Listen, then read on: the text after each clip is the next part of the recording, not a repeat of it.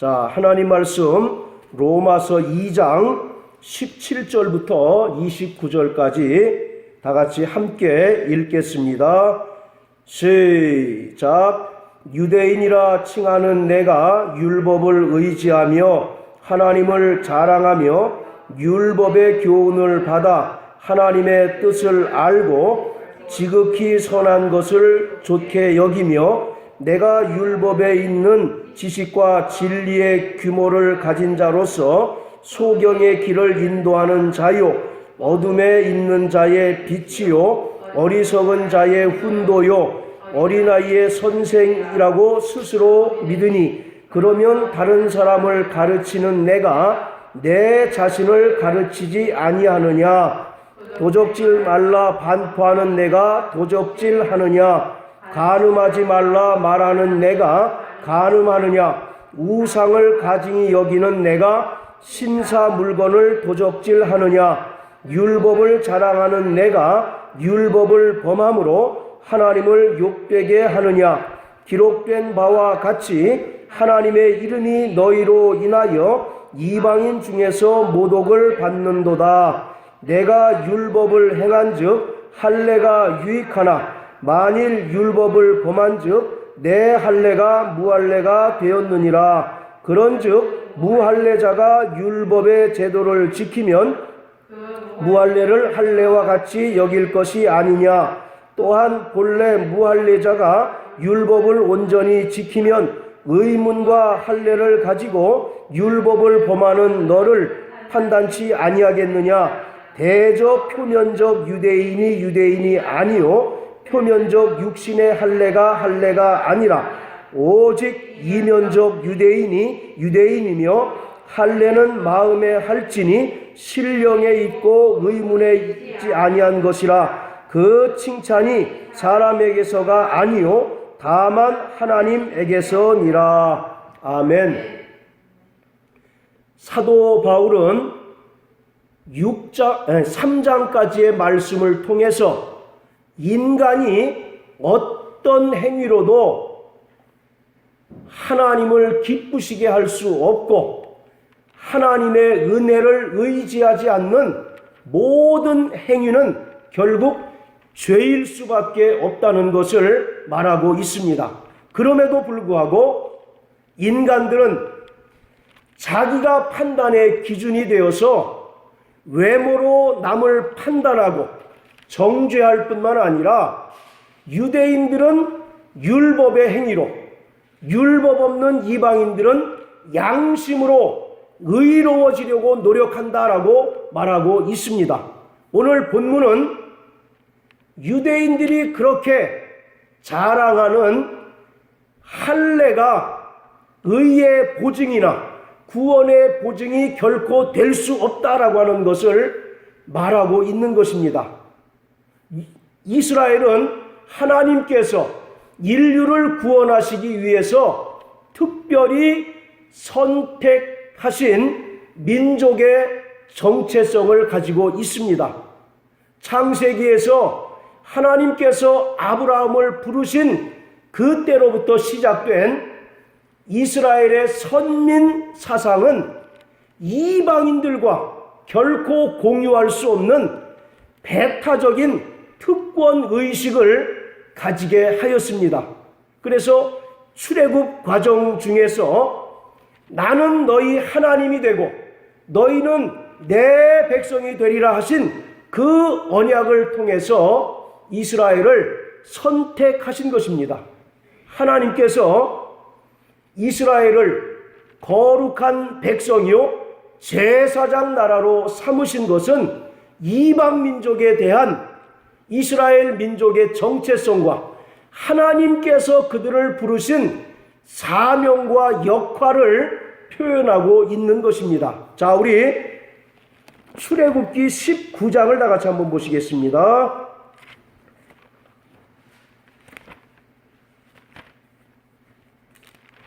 출애굽기 19장 6절.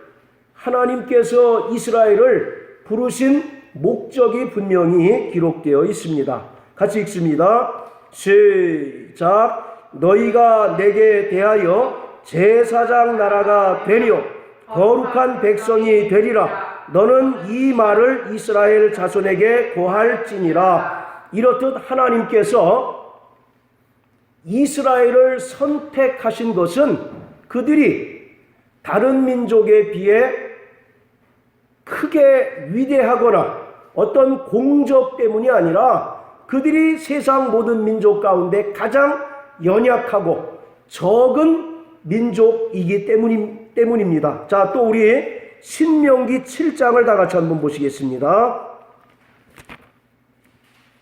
신명기 7장 6절부터 10절까지를 다 같이 읽습니다. 시작. 너는 여호와 내 하나님의 성민이라. 내 하나님 여호와께서 지상 만민 중에서 너를 자기 기업의 백성으로 택하셨나니 여호와께서 너희를 기뻐하시고 너희를 택하심은 너희가 다른 민족보다 수요가 많은 연고가 아니라 너희는 모든 민족 중에 가장 적으니라. 여호와께서 다만 너희를 사랑하심을 인하여 또한 너희 열조에게 하신 맹세를 지키려 하심을 인하여 자기의 권능의 손으로 너희를 인도하여 내시되 너희를 그 종 되었던 집에서 애굽에 속량하셨나니 그런즉 너는 알라. 오직 내 하나님 여호와는 하나님이시요 신실하신 하나님이시라. 그를 사랑하고 그 계명을 지키는 자에게는 천대까지 그 언약을 이행하시며 인애를 베푸시되 그를 미워하는 자에게는 당장에 보응하여 멸하시나니 여호와는 자기를 미워하는 자에게 지체하지 아니하시고 당장에 그에게 보응하시느니라. 예, 하나님께서 이스라엘을 부르신 것은, 택하신 것은 가장 적고 연약한 백성이기 때문이다 라고 말씀하고 있습니다. 그 6절에 보시면 너를 자기 기업의 백성으로 택하셨다라고 하는데 이 기업이라고 하는 말은 특별한 보석 그런 뜻입니다. 우리가 보석을 굉장히 애지중지하게 여기듯이 하나님께서 모든 민족 가운데 가장 수요가 적고 연약한 이스라엘을 택하셔서 가장 특별하고 존귀한 보석으로 삼으셔서 그를 통하여 하나님의 인류를 향한 구원의 계획들을 시행해 나가신다라고 말씀하고 있습니다. 그래서 이스라엘을 축복하는 자를 하나님께서도 축복하시고 이스라엘을 저주하고 이스라엘을 향하여 욕하는 자들을 향하여 하나님께서 반드시 보응하시겠다라고 말씀하고 있습니다. 이와 같이 아브라함의 때로부터 지금에까지 유대인들은 하나님의 선민이라고 하는 특권의식을 가지고 있습니다. 자, 우리 로마서 오늘 본문으로 돌아가서 오늘 17절부터 20절까지는 유대인들이 가지는 선민으로서의 자부심의 근거에 대해서 조목조목 바울이 말하고 있습니다. 자, 17절부터 보면 내가 율법을 의지하고 하나님을 자랑했다라고 말합니다. 율법을 의지했다라고 하는 것은 하나님으로부터 율법을 부여받은 특권을 누리고 있다라고 이렇게 말하고 있는 것입니다. 그리고 18절에 율법의 교훈을 받아 하나님의 뜻을 알고 지극히 선한 것을 좋게 여겼다. 그들은 날 때부터 철저하게 율법의 교훈을 받고 자랍니다. 율법의 사람으로 양육받습니다. 신명기 6장 4절부터 9절까지 보면 들으라 이스라엘아 하나님은 한 분이시니 마음을 다하고 뜻을 다하고 성품을 다하여 주 너희 하나님을 사랑하라. 이렇게 말씀하시면서 그 뒤에 부모들에게는 항상 자식들에게 율법을 강론하라 이와 같이 말씀하고 계셔요. 오늘 이와 같이 유대인들은 날 때부터 죽을 때까지 철저하게 율법의 사람으로 양육받게 됩니다. 그리고 지극히 선한 것을 좋게 여긴다라고 하는 말은 율법의 선한 교훈을 그들이 사랑하고 지키기를 힘쓴다라고 말하고 있습니다. 자, 그리고 19절 20절이 굉장히 중요한데요. 내가 율법에 있는 지식과 진리의 규모를 가진 자로서 소경의 길을 인도하는 자요, 어둠에 있는 자의 빛이요, 어리석은 자의 훈도요, 어린아이의 선생이라고 스스로 믿으니. 자, 19절에 진리의 규모를 가진 자로서, 즉 경건한 자로서, 그런 뜻입니다. 그들이 율법을 철저히 지키면서 얼마나 경건합니까?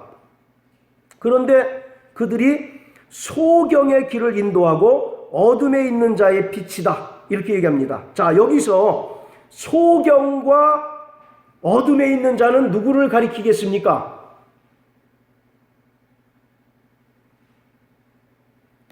모두 이방인을 가리키는 거예요.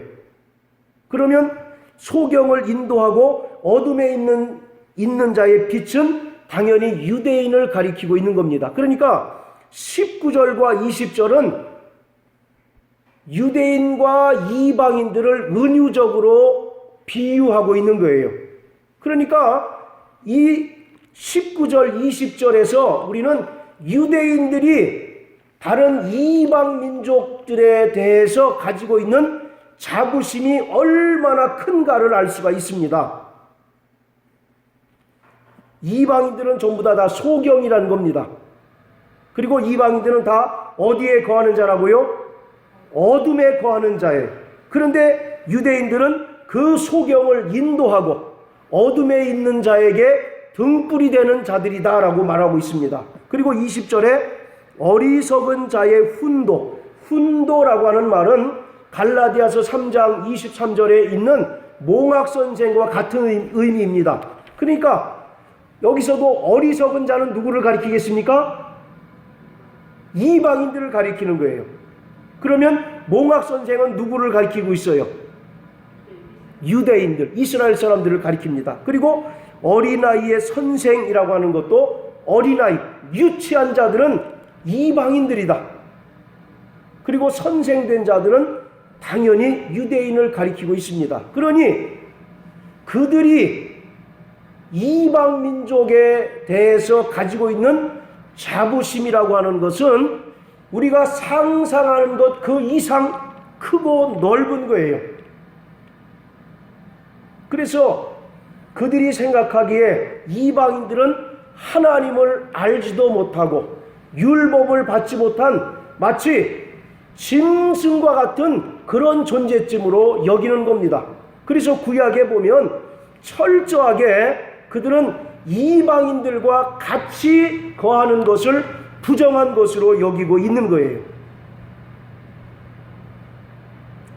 그래서 결국 하나님께서 이스라엘을 제사장 나라, 거룩한 백성을 삼으신 그 목적은 이와 같이 하나님께서 선택하신 이스라엘을 통해서 하나님을 알지도 못하고 하나님을 아는 지식도 없고 하나님의 뜻을 모르는 그 이방인들에게 하나님을 알게 하고 하나님의 뜻을 가르침으로써 그들을 하나님께로 인도하는 인도자의 사명을 가지고 있다라고 성경은 말씀하고 있습니다.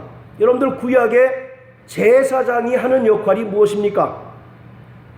죄인들을 제사를 통해서 하나님과 화목케 하는 역할을 하는 자들이 제사장이죠. 그런데 이스라엘 전체, 이스라엘 민족 전체가 제사장 나라라고 하는 말은 이 유대인을 통해서 하나님을 알지 못하고 하나님의 뜻을 알지 못하는, 그래서 하나님을 거역하고 하나님을 배반하는 이방인들을 하나님과 화목케 하는 그런 중요한 역할을 맡은 자들이 누구라는 겁니까?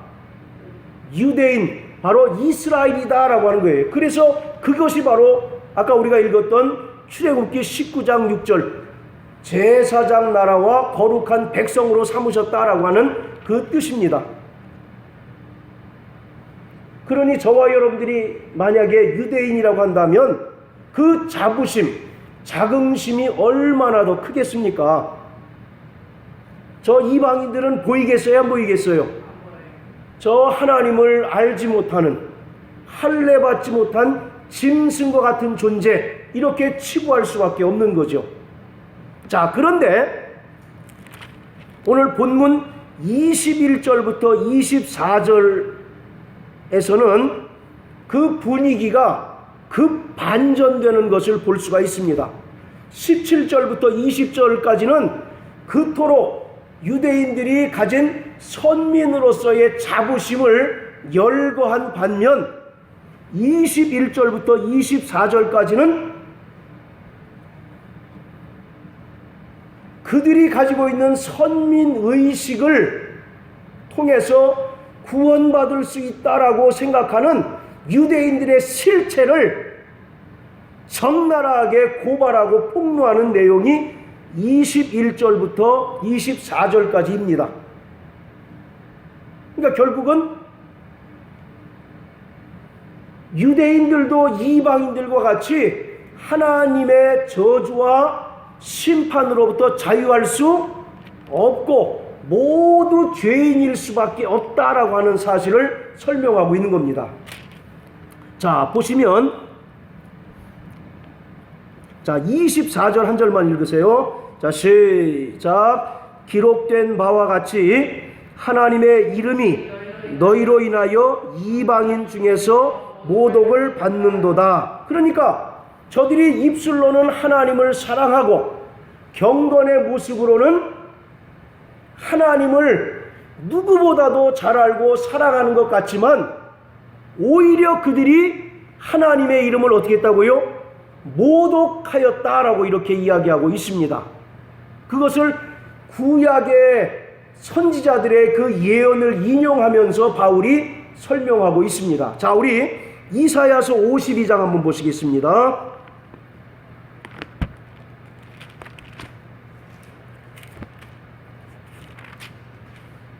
이사야서 52장 자 5절입니다. 우리 정인함 성도님 한번 큰 소리로 읽어주십시오. 여호와께서 말씀하시되 내 백성이 바다같이 잡혀갔으니 내가 여기서 어떻게 할꼬. 여호와께서 말씀하시되 그들을 관할하는 자들이 떠들며 내 이름을 항상 종일 부르짖도다. 예, 사도 바울이 이 말씀을 인용하면서 유대인들의 잘못된 선민의식을 철저하게 폭로하고 있는데 그들이 내 이름을 항상 종일 더럽힌다 라고 이렇게 얘기합니다.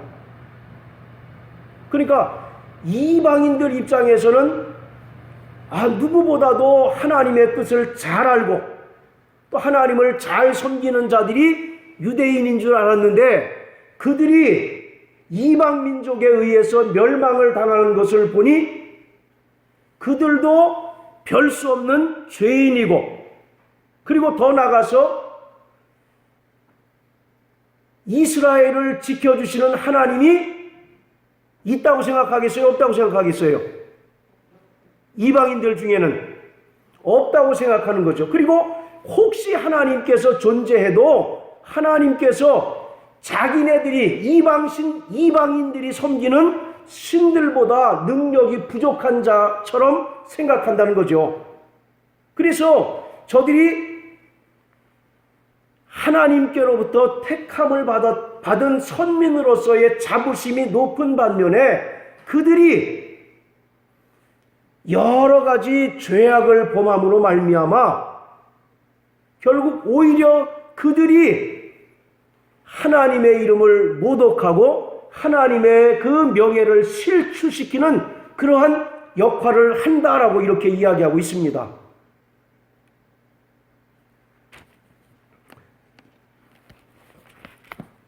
자, 다시 로마서 2장으로 돌아가서요.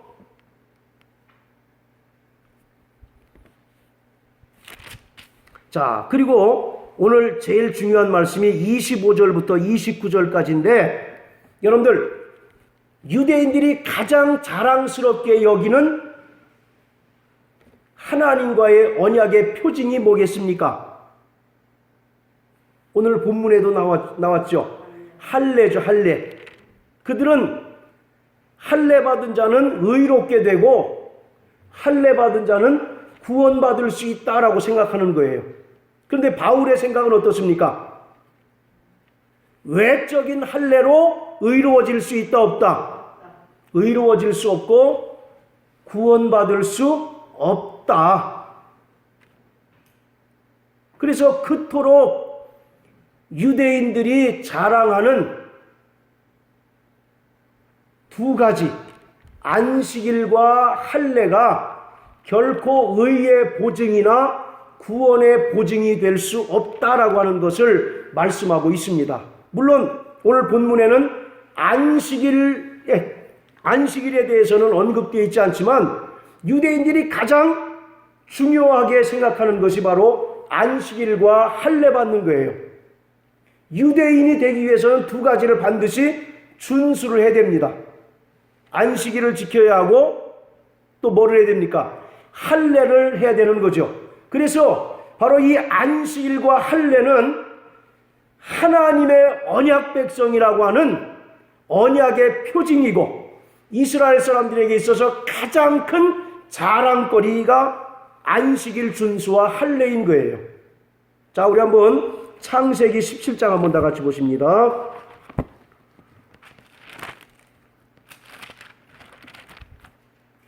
자, 창세기 17장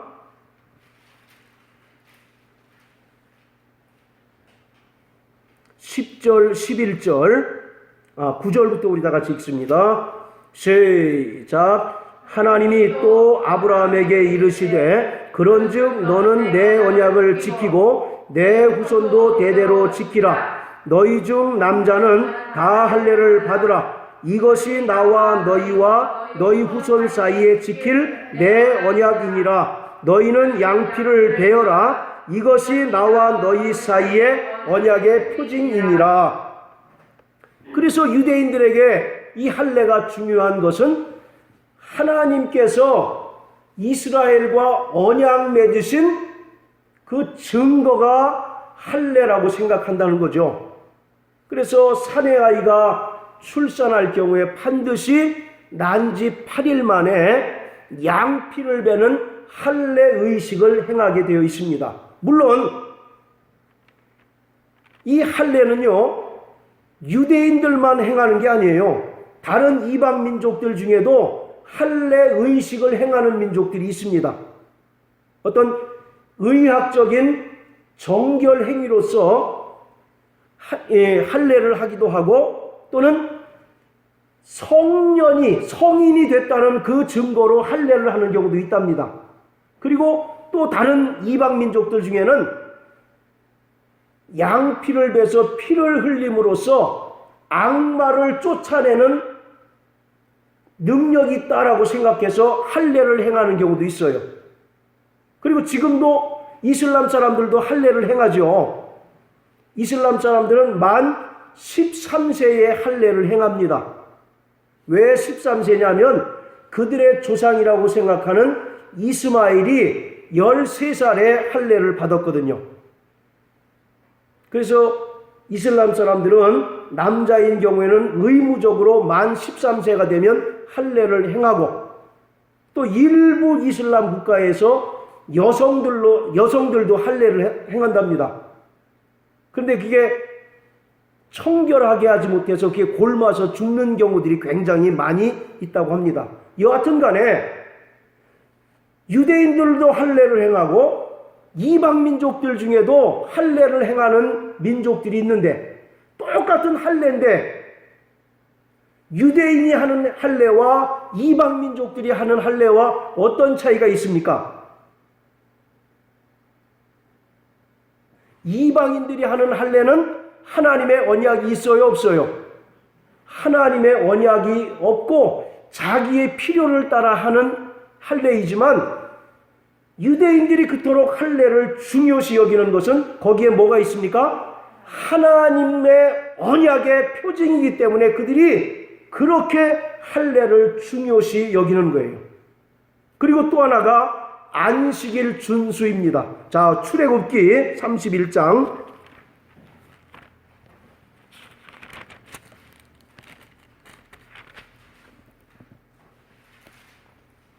자, 17절 우리 사모님 한번 읽어주세요.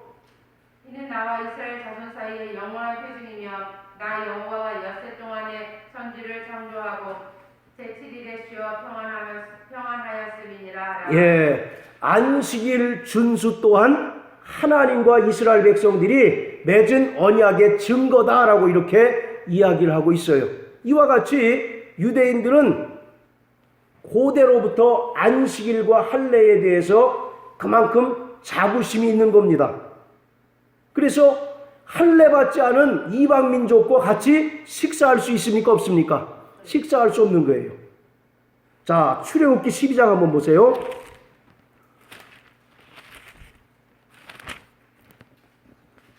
(12장) 48절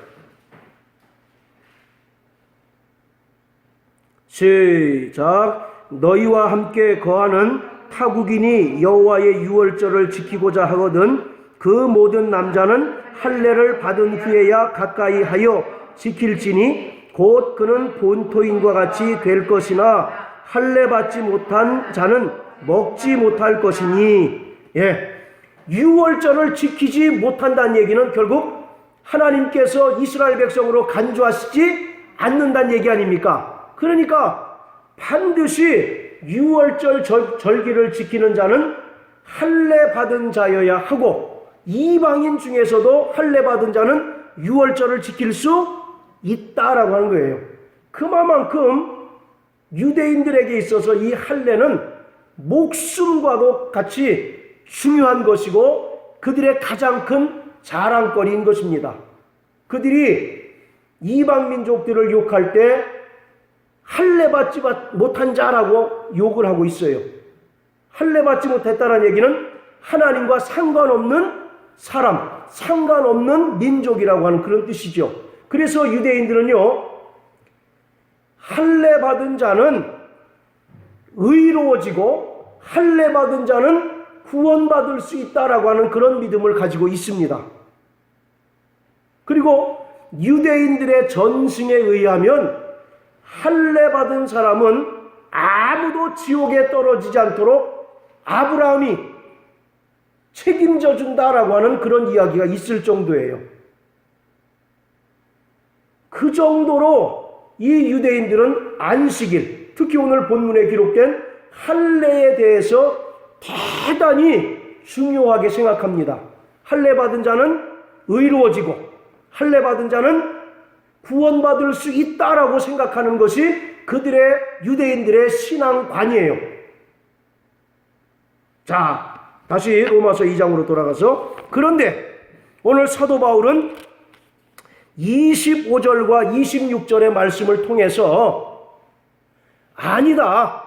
아무리 너희가 할례를 받았다 할지라도 율법을 지키지 않으면 하나님과의 언약이 어떻게 된 겁니까? 깨어진 거죠. 하나님과의 언약이 파기된 것이므로 너희가 할례를 받은 것이 의미가 없다라고 이렇게 이야기하고 있는 거예요. 여러분들, 할례라고 하는 것은 하나님과 그 부모가 계약을 맺는 겁니다. 내가 이 아이를 평생 율법을 잘 지키는 율법의 사람으로 양육하겠습니다라고 하는 하나님과 그 산의 아이의 부모가 계약을 맺는 거예요. 그런데 할례를 받았음에도 불구하고 율법을 지키지 않으면 하나님과의 그 계약이 어떻게 된 겁니까? 깨졌죠. 여러분들이 다른 사람하고 계약을 맺었어요. 언제 물건 받고 돈 지불해 주겠다라고 했는데 그 사람이 기일이 됐는데 물건을 주질 않아요. 그럼 우리가 돈 줄 의무가 있습니까? 없습니까? 없죠. 계약이 자연스럽게 깨지는 것처럼 그들이 할례를 받았지만 율법을 지키지 않으면 하나님과의 계약이 어떻게 된 거예요? 파기됐으므로 그들이 받은 할례가 무할례, 의미를 상실한 것이다 라고 사도 바울이 이야기합니다. 뿐만 아니라 너희가 아무리 언약의 증표로 할례를 받았다 할지라도 외적인 요소로는 의로워질 수 없고 구원받을 수 없다라고 하는 겁니다. 그러니 유대인들에게는 청천벽력과 같은 소리 아니겠습니까? 자, 우리 예레미야 9장을 한번 보세요. 구약성경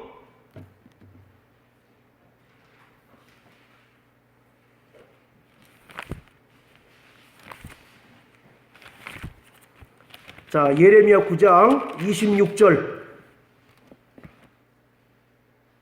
25절 26절 자, 시작. 여호와께서 말씀하시되 날이 이르면 할례 받은 자와 할례 받지 못한 자를 내가 다 벌하리니 곧 애굽과 유다와 에돔과 암몬 자손과 모압과 및 광야에 거하여 그 머리털을 모지게 깎은 자들에게라. 대저 열방은 할례 받지 못하였고 이스라엘은 마음의 할례를 받지 못하였느니라 하셨느니라. 자, 25절 보세요. 할례 받은 자와 할례 받지 못한 자를 어떻게 하신다고요? 다 벌하시고 심판하신다. 그 구약에서도 이미 할례가 의의 조건이거나 구원의 조건이 될 수 없다라고 예레미야 선지자를 통해서 분명히 말씀하고 있어요. 사도 바울은 이것을 알았던 것입니다. 그래서 로마서 3장 30절 자, 로마서 3장 30절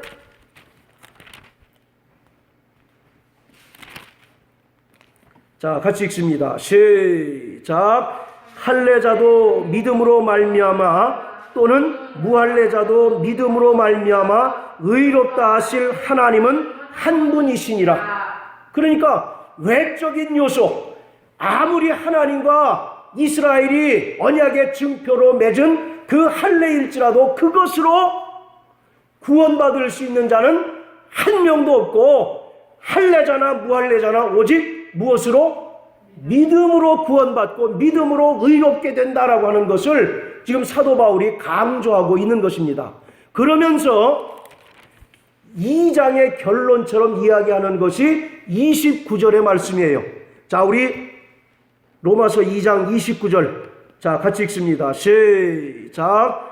오직 이면적 유대인이 유대인이며 할례는 마음에 할지니 신령에 있고 의문에 있지 아니한 것이라. 그 칭찬이 사람에게서가 아니요 다만 하나님에게서니라. 할렐루야. 여기서 이면적이라고 하는 말은 숨겨진 그런 뜻이에요.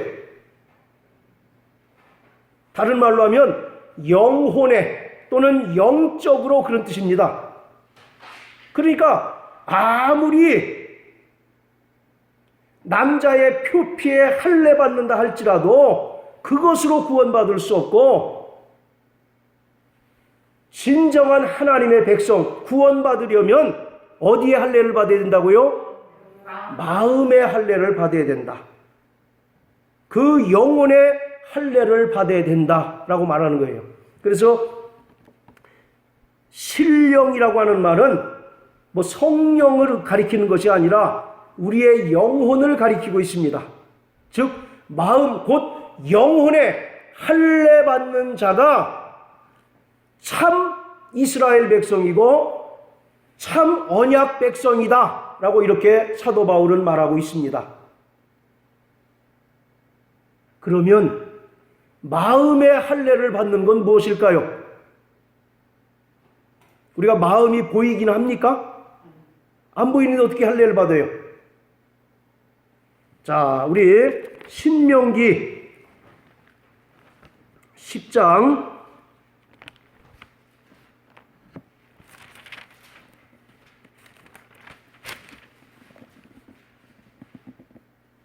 자, 16절입니다. 시작. 그러므로 너희는 마음의 할례를 행하고 다시는 목을 곧게 하지 말라. 어디에 할례를 받으라고요? 마음의 할례를 받아라. 자, 또 30장입니다.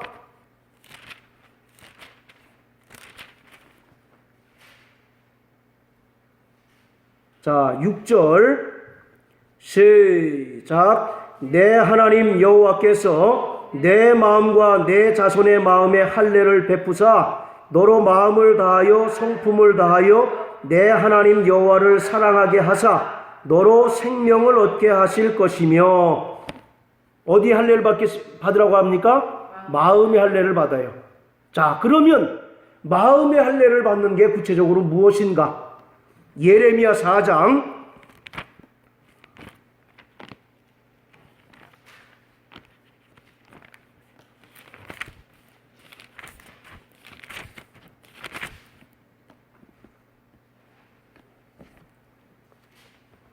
자, 4절입니다. 시작. 유다인과 예루살렘 거민들아, 너희는 스스로 할례를 행하여 너희 마음 가죽을 베고 나 여호와께 속하라. 그렇지 아니하면 너희 행악을 인하여 나의 분노가 불같이 발하여 사르리니 그것을 끌 자가 없으리라. 너희 마음 가죽을 베래요. 이것이 바로 마음에 받는 할례입니다. 즉 죄로 물든 마음을 벗어버리고 하나님 안에서 새롭게 태어나서 새 인격, 새로운 삶으로 변화되는 것을 마음에 할례 받는다라고 이야기하고 있는 겁니다.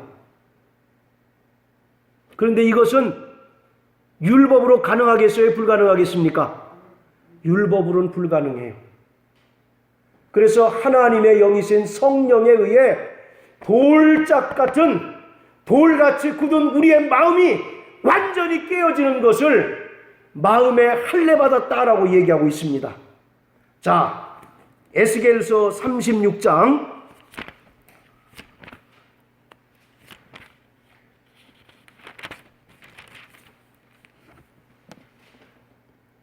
자, 26절입니다. 시작. 또 새 영을 너희 속에 두고 새 마음을 너희에게 주되 너희 육신에서 굳은 마음을 제하고 부드러운 마음을 줄 것이며. 할렐루야. 아멘. 자, 보세요. 굳은 마음이라고 하는 표현 있죠? 그 밑에 보세요. 뭐라고 되어 있습니까? 돌같이 우리 마음이 딱딱하게 굳었다는 겁니다. 유대인들이 겉으로 육체의 행위로는 율법을 잘 지키지만 그들의 속마음은 하나님께 완고하고 강팍하게 이를 데가 없다는 거예요. 그래서 새 영을 너희 속에 두고 새 마음을 너희에게 주되 너희 육신에서 굳은 마음, 돌 같은 마음을 깨뜨려 버리고 그럴 때 비로소 부드러운 마음을 줄 것이며. 부드러운 마음은 은혜를 얘기합니다. 은혜. 자, 다시 말씀드립니다. 마음에 할례 받는다는 것은 죄로 물든 마음을 벗어버리고 하나님 안에서 새롭게 태어나서 새 인격, 새로운 삶으로 변화되는 것을 말합니다.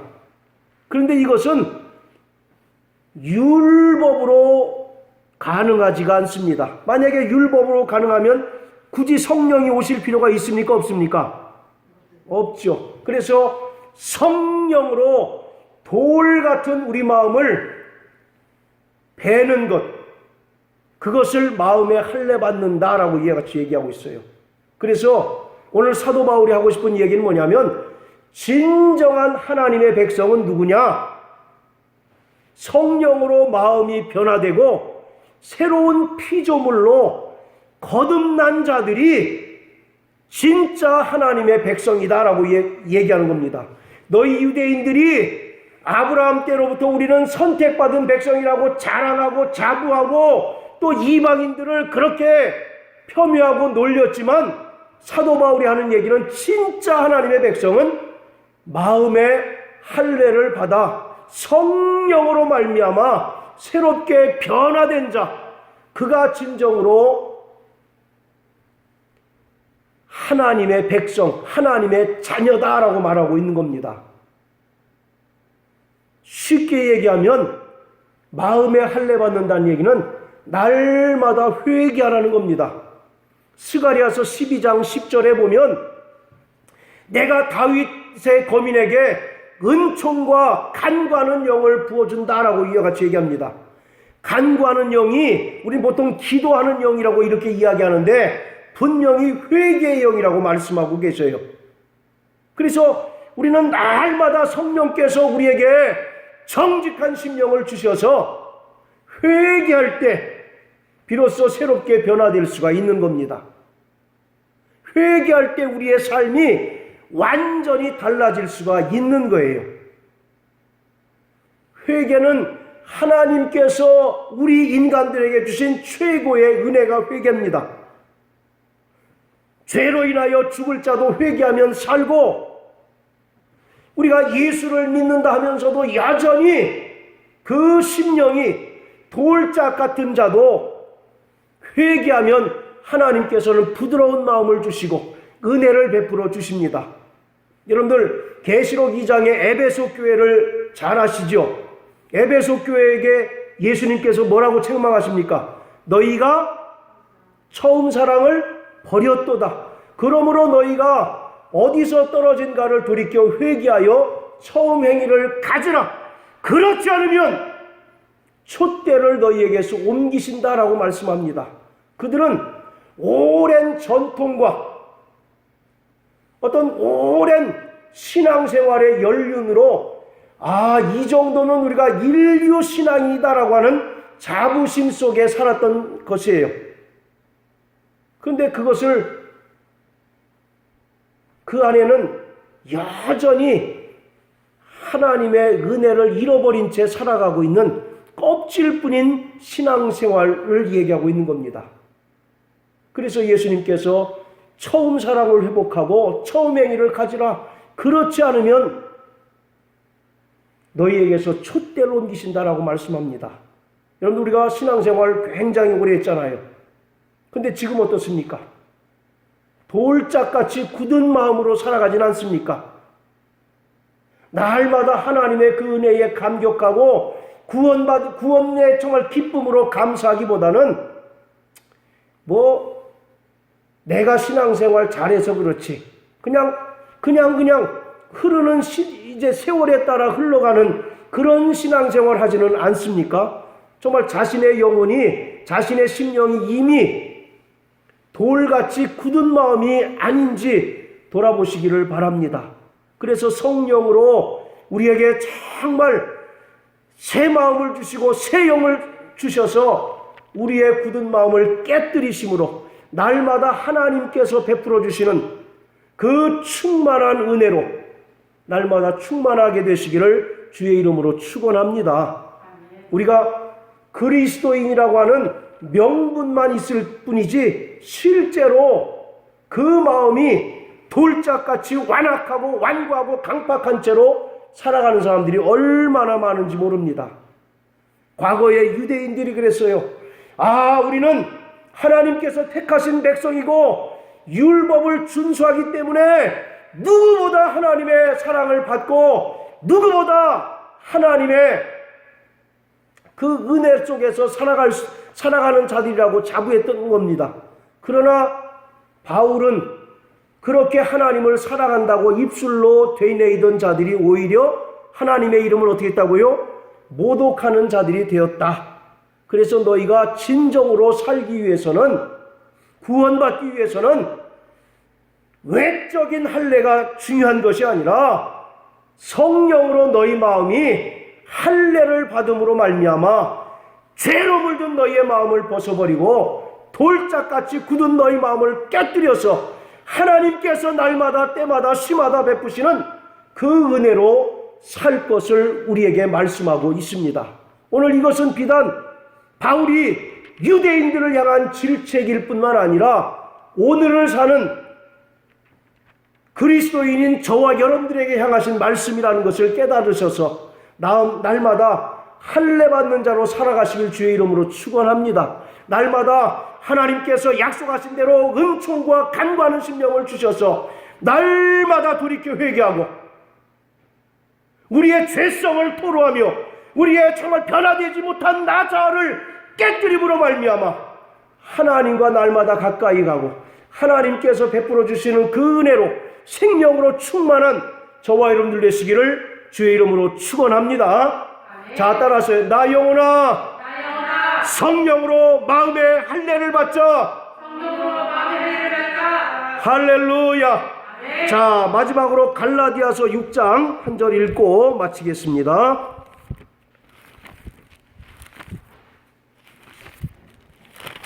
갈라디아서 6장